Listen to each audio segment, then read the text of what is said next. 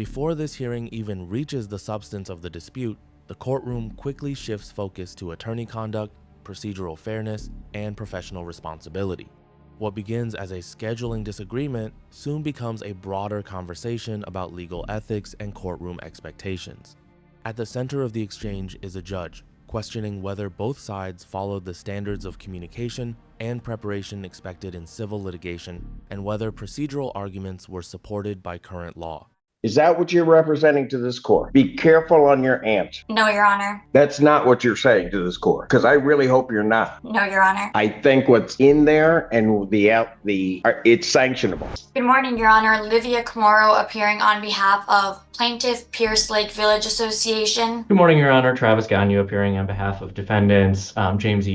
Heaton Trust and Tenant. Your Honor, can we address a housekeeping matter prior to getting into the motion, please? What is the housekeeping matter? So at the February 20 hearing that we were at, it was relayed to the court that defense counsel represents all defendants, and I wanted to confirm that defense counsel does in fact defend all defendants. He advised the court that he was planning on filing a motion to dismiss Counsel, so that if you want a written order to that effect, then I'll give you a written order. I don't think it requires a written order. That if there is a circumstance where I find that opposing counsel is not responding, the Ellen Trust on the basis that she had no alleged interest, and that motion has not come through, and their captions seem to state that they only represent the trust, the Heaton Trust, and the tenant. So if that's the case, I'm going to need to default the Ellen Trust, but I just want to confirm.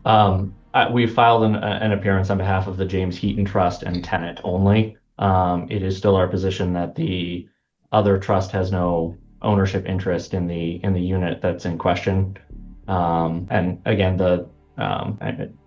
it's not that I won't file a motion. Our motion that is teed up today is to adjourn the trial, which would seemingly bump the motion hearing or motion filing deadlines as well. That will likely be a part of the motion that's filed at that time. I don't know if that's a housekeeping matter or not. I mean, if you believe that they're not representing them and you want to file a motion for a default, I think you need to file your motion. Understood, Your Honor. All right, Mr. Gonyou, it is your motion, sir. It is. Thank you, Your Honor. Hopefully it's a simple motion here. On April 10th, we had a hearing in front of this court. And we had set the date for a non-jury trial for May 5th. At that time, only counsel was required to be present at the hearing, and counsel checked their schedules, and it was clear of any conflicts for the May 5th deadline, or for the May 5th trial date.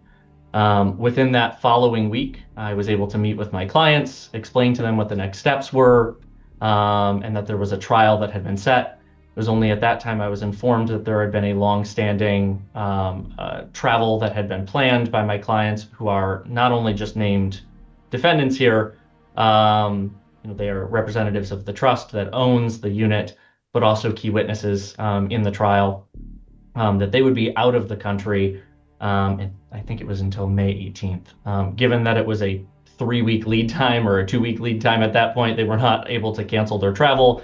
And I that same day reached out to Chambers and counsel to try to see if we could set another trial date, whatever the soonest available trial date was, following their return to the country, May 18th. We were given June 2nd as a potential date and told that we should stipulate. I communicated with counsel via email and phone calls several times. I wrote them that day. I wrote them the following week. A couple of times in follow-up. I left 2 voicemails and I never heard back from counsel. So without hearing anything further, I filed this motion to adjourn the trial date so that I could have my key witnesses as a matter of due process here, so that we have are able to present our defense. In the response, which is the only response that I've heard back, whether email or formally or informally, they cite MCL 600. Got 5735, 2 different sections. These are for summonses, I know. so I'm well I'm well aware of that. And I'll get to it when I hear their response, because I think the response is frivolous in a lot of ways. Yeah, and I will just point out, Your Honor, my last thing. We've already extended deadlines in this case before at plaintiff's insistence. We had our hearing in March that was scheduled. Plaintiff reached out and asked for a stipulation to move that date, which again is far beyond 10 days from the filing of the complaint. We did stipulate to that and moved it to the April 10th date to cooperate with counsel. Now we're being told that it's not a matter of discretion and that there's no power to move beyond based on this good cause. So that is all I have, Your Honor. Our request is that we move the trial date to June 2nd, or if counsel or plaintiffs are unavailable on June 2nd, we're happy to find another date that works where everyone is present. Response. Your Honor, MCL 600.5735 sets the dates that the summary proceeding must occur after the issuance of the summons. How long have you been doing summary proceedings? Because what's the date of that statute?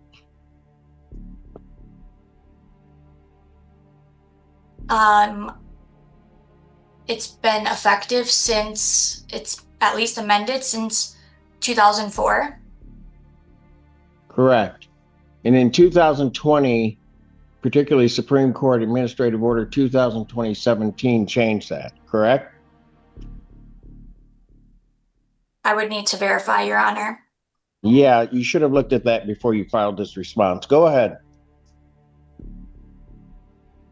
Your Honor, we largely rely on our response to the defendant. This moment is significant because the judge is not merely disagreeing with an attorney's argument, he is openly questioning whether the legal research behind it was adequate.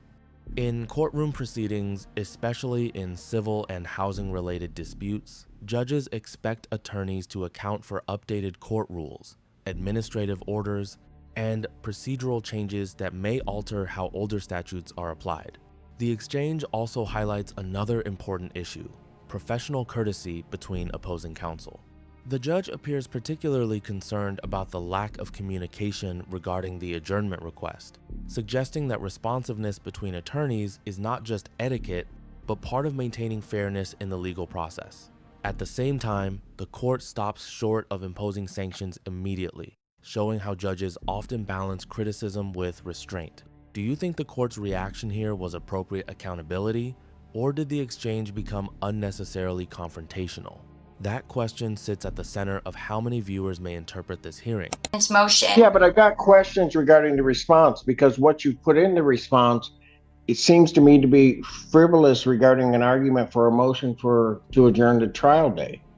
You're indicating that the court doesn't have discretion, that there's got to be a hearing, without any analysis of the original statute that provides for service and a hearing date from within the 3 to 10 day range. But that's when trials weren't held in the manner that they're held right now.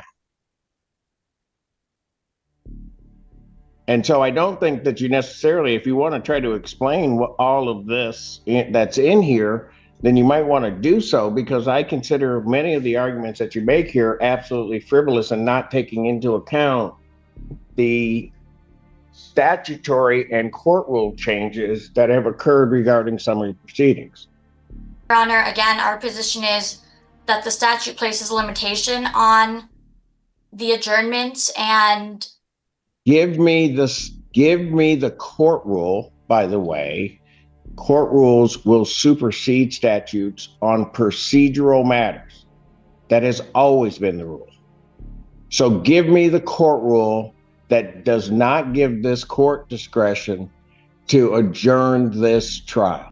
I mean, Your Honor, under MCR 2.001, the court rule yields to the statute. On procedural matters? The language in 2.001 specifically states that the rules in this chapter govern procedure in all civil proceedings in all courts, established by the Constitution and laws of the state of Michigan, except where the limited jurisdiction of a court makes a rule inherently applicable or where a rule applicable to a specific court or a specific type of proceeding provides a different procedure. Our interpretation of that specific type of proceeding provides a different procedure read in conjunction with the Summary Proceedings Act, which provides... Be kidding me. Read the first sentence again. The rules in this chapter govern proceedings in all civil proceedings in all courts established by the Constitution and laws of the state of Michigan. That's it. The rules govern the procedure. So why didn't you, and also the rules do require where somebody reaches out to the opposing side that there is to be some type of either concurrent or not concurrent in a motion that's filed or a request. So why didn't your office respond to defense counsel's request? I'm not saying what the response has to be, but the very fact you didn't respond. Yes, Your Honor. So while Mr. Gonyou, and I apologize if I misstated that, when he called me, I was in a client meeting, and then the email had already come in that he was moving to adjourn it. And so I didn't have the time to give him a call back and explicitly state that we weren't going to proceed with concurring, but my understanding or my position was a non-response is the same as not. No, it is not. That cannot be your response. You're going to tell me when opposing counsel reaches out to you, even if you don't agree, that you have no obligation to respond? Is that what you're telling this court? No, Your Honor. I was intending on originally giving him a call back, but the motion had already came through. I was in a client meeting when he called me. Your Honor, You're saying there wasn't a time between his original contact with you and the filing of the motion that you had no way of reaching back out via email otherwise to him? Is that what you're representing to this court? Be careful on your answer. That's not what you're saying to this court, because I really hope you're not. No, Your Honor. You have previously adjourned dates in this case, correct? Correct, Your Honor. And you had sought the concurrence of defense counsel to adjourn those dates, correct? Correct, Your Honor. Then explain to me why you would not show the same courtesy. Your Honor, we have shown the same courtesy. They also asked for 2 specific adjournments. And in this scenario, the client wasn't willing to give another stipulation to adjourn. We recently received body cam footage of recent calls out to the unit, and did that get filed with your response? No, Your Honor. We actually received it via FOIA request yesterday. And so I was able to watch the body cam footage of what the noises sound like, which really puts into perspective the disturbance that this has caused the neighboring co-owners, which helped me understand why the client was not willing to allow me to stipulate to adjourn. When did these supposed noises and everything occur? The body cam footage that I received yesterday, I can give you the specific dates if you could give me one moment, Your Honor. Yes, please. So one of the body cam videos is dated 3/10/2026. 3/10? Yes, March 10th. The other 2 of them are dated 4/13, and then there's one on 4/15, excuse me. Gonyou, you know anything about those? I don't. I am happy to look into them, but I have not seen any of the body cam footage. I just received them yesterday, Your Honor. Back to your motion. Did you even, I'm going to ignore your section 3 regarding the court rules and general discretion not overriding the Summary Proceedings Act, because I quite frankly don't think you know what you're talking about, because you haven't gone and looked at 2017, which changed everything. You also have not gone into looking at the way in which summary proceedings are now handled, and that they were specifically overridden by the Supreme Court regarding certain procedural issues, and then incorporated within the court rules that you say don't override particular statutes. And that's just wrong. I can't, it's just blatantly. And obviously, doesn't make any sense to me. If there are issues, certainly, that regarding the defendant's conduct that you become aware of between the time of a trial date and the time of the setting of that trial date, much like every time, and obviously you don't know how this court works, if you filed a request for an emergency hearing on it, this court would do everything to accommodate that. So if there are issues that are involved between the time of the trial date and that, court will address it. But in that regard, we don't practice law here in Washtenaw County by sandbagging. So if you've got evidence of something that is going on, you present that to opposing counsel, see if the resolution can be worked out. If it can't be worked out, you contact my office, you file a motion. Much like what happened here, this court will accommodate it within its schedule and get you in to address whatever the issue is. We don't practice this way here, certainly not in this court.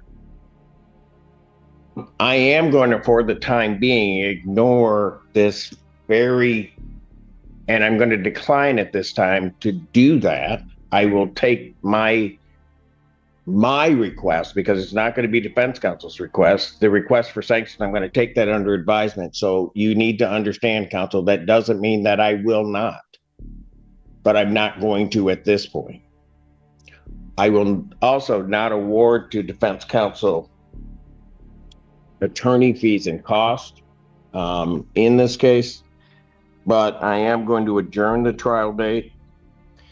And I'm going to make it very clear. By the end of the hearing, the court grants the adjournment but leaves open the possibility of future sanctions, making clear that the issue was no longer just scheduling, it was about professionalism, preparation, and the duty attorneys owe both the court and one another.